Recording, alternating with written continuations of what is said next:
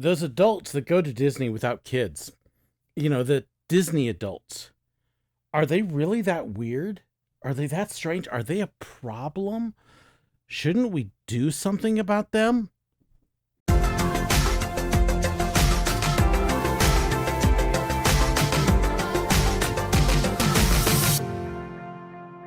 So, something a little different for you this week. Just because I've been reading about this online a bunch, different discussion groups, and even a couple news articles, is the Disney adult. Those adults that go to Disney without kids. And aren't they weird? I mean, what kind of person goes to Disney without children? Don't they know that they're kids' parks and they're supposed to be for kids? And there's just something wrong with them. Um, and so I wanted to bring a little discussion to it as one of those so-called Disney adults. AJ from Disney Food Blog has a wonderful book about the Disney adults. But as a former cast member, and one of them, I also wanted to throw a little bit of perspective out there. And I realize most of you watching this are probably kind of in the same category I am, but there may be a few of you out there that are like, yeah, those people are weird. And look at this. You got an overweight old guy who's just, yep, we know he's weird. He's a basement dweller. Okay, I am recording this in my basement, yes. And my wife and daughter are upstairs watching Hoodwinked right now, so if you hear some weird noise, that's what that is.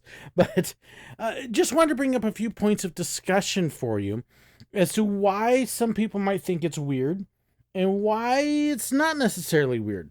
The one thing I have found generally is the people who think it's strange, at least the ones I've talked to, seem to have a hard time with imagination, if you will.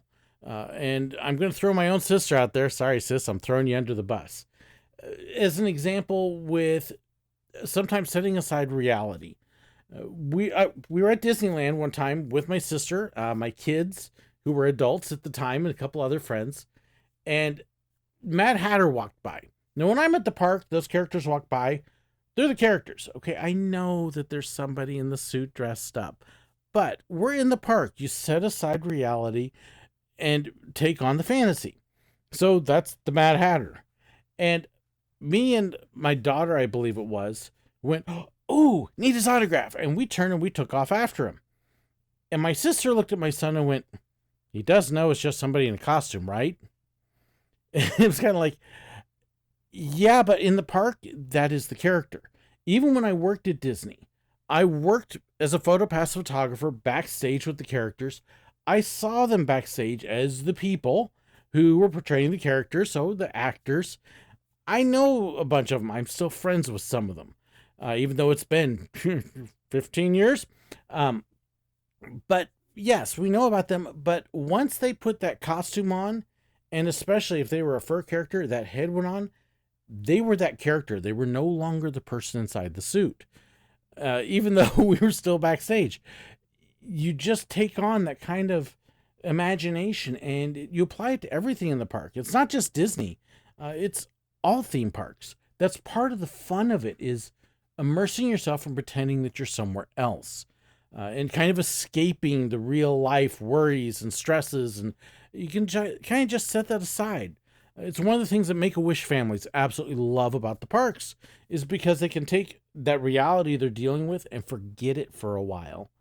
And instead, they're in this place that those things don't exist. And it just makes it stress relief in a lot of ways.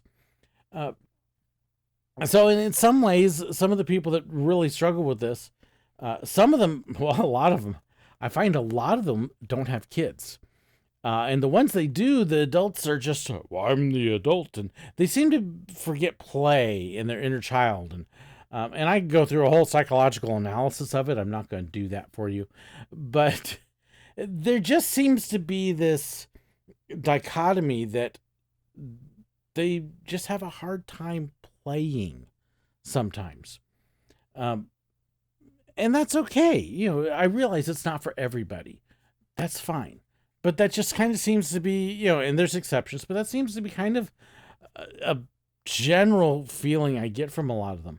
The other thing I think is very true is I don't think a lot of those people know what is at Disney.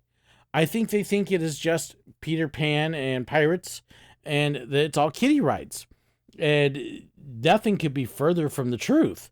When you go on things like Tower of Terror and Rock and Roller Coaster, Space Mountain, they're designed for kids to be able to ride, but they're not kid rides.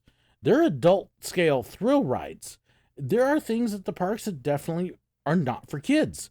If you got to go on Extraterrestrial, which then became Stitch's Great Escape, that was not a kid's thing. Uh, Tough to Be a Bug, that was not a kids-friendly show, not by any means at all. There are bars on property, definitely not for kids. You look at What's Around World Showcase at Epcot, it's not a kid place. There are some rides and characters out there now, but stores, the restaurants, the bars, and all that stuff, that's not kids. They've tried to make it more kid friendly, but it's definitely not a kid park.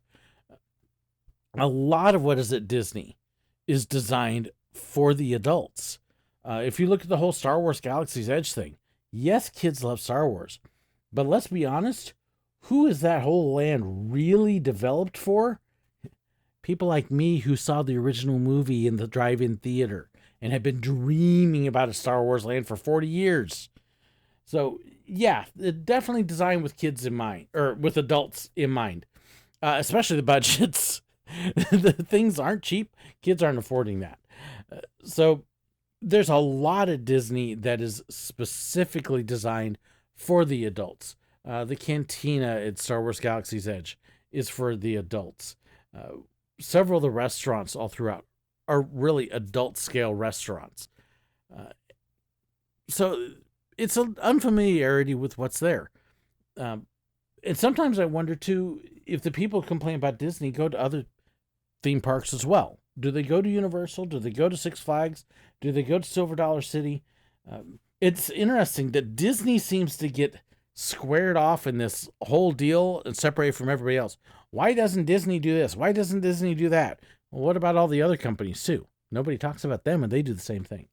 So the other thing that's really, I think a lot of people aren't aware of is how many people actually go and what the cast thinks about it.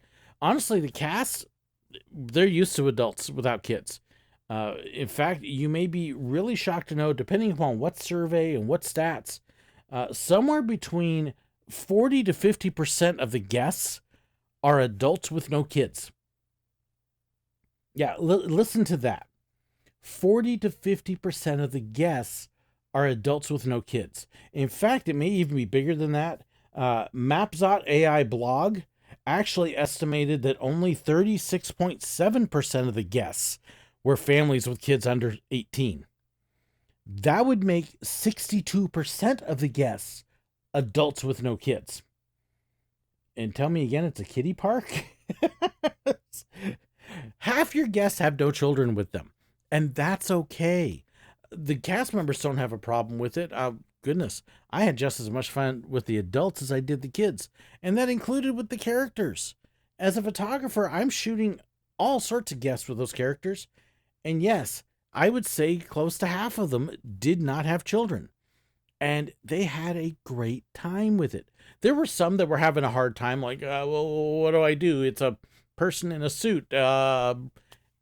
No, it's Mickey. Pretend it's Mickey. Just pretend a little bit. And we had a good time with it. I watched people come up to Mickey Mouse, no joke, and start crying because they had dreamt of going to Disney for decades and finally made it. I watched grannies in wheelchairs crying over meeting Mickey.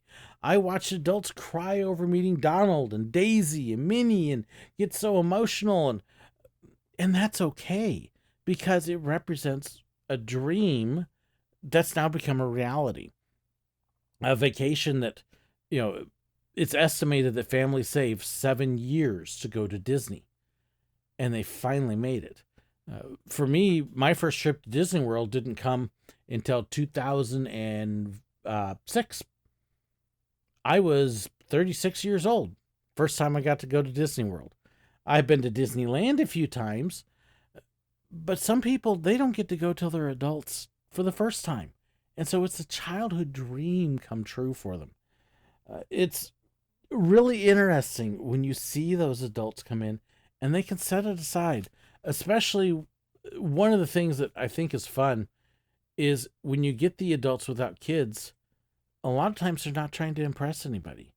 When they come in with the kids, they got to impress those kids with how much they know and they're in control. And that's when you get dads telling their kids that the train station is the castle. Don't do that. But when they can come in and they don't have to impress anybody, they don't have to worry about putting on airs, they can just relax and not have to be an adult. Still act mature, but they can let their inner child out and play and have fun, and it's okay. And it's encouraged because the cast members are doing the same thing. And we had a good time.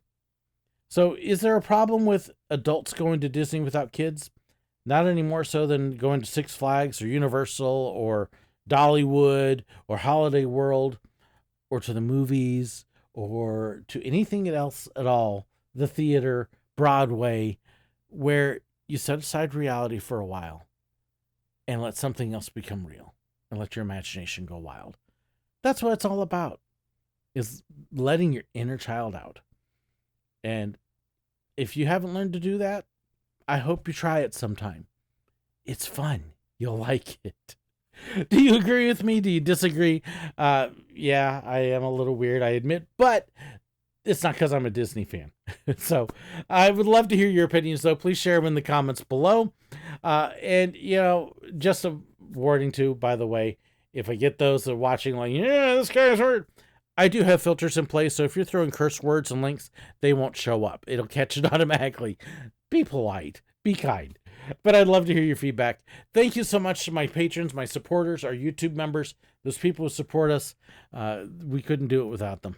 And I'm so appreciative. Thank you so incredibly much for watching as well. God bless.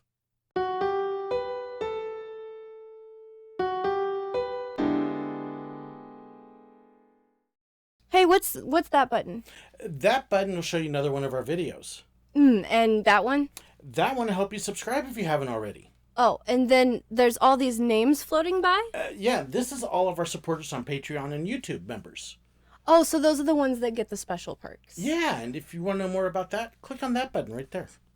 Thanks. No, thank you. And thanks for watching.